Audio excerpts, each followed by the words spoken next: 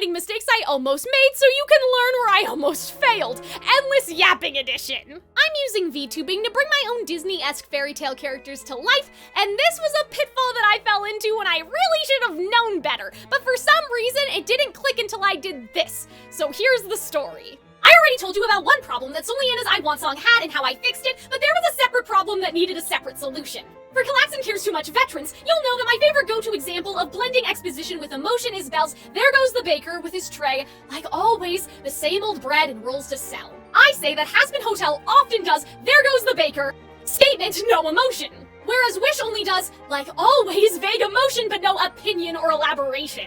So which one was I doing? A mysterious third thing. Imagine if Belle went, "And here's the town I live in with my father, who makes inventions every day. I can only hope that I find a way to cope with this poor provincial town." There's something off about it, right?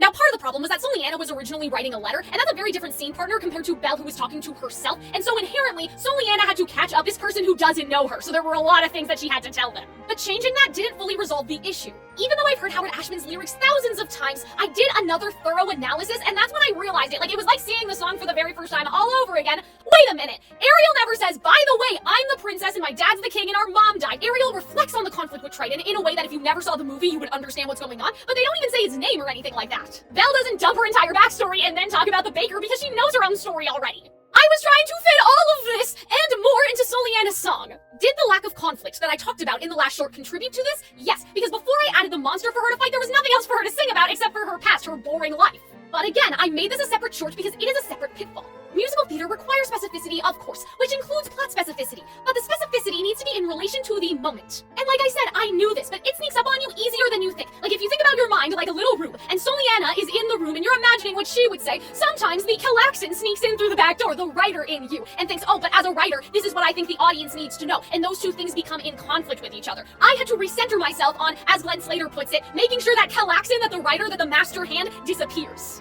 For me, what was helpful was paying attention to how the writers disappear, to analyzing the mechanics of it. And my hope is with this channel, I have shown you how to do both things, like to analyze things in what are the themes in that type of way, but also what are the mechanics of songwriting? How do writers accomplish the things they do? And look at the absence of information and why Howard Ashman didn't think that including certain things was important. And based on the progress I'm making now, I'm sure in 10 years from now, I'll be like, what was she thinking? But right now, in this moment, in my heart and how it resonates with me, I feel that big difference with the lyrics of Soliana now. Soliana trying to encourage herself instead of just telling the audience the thing.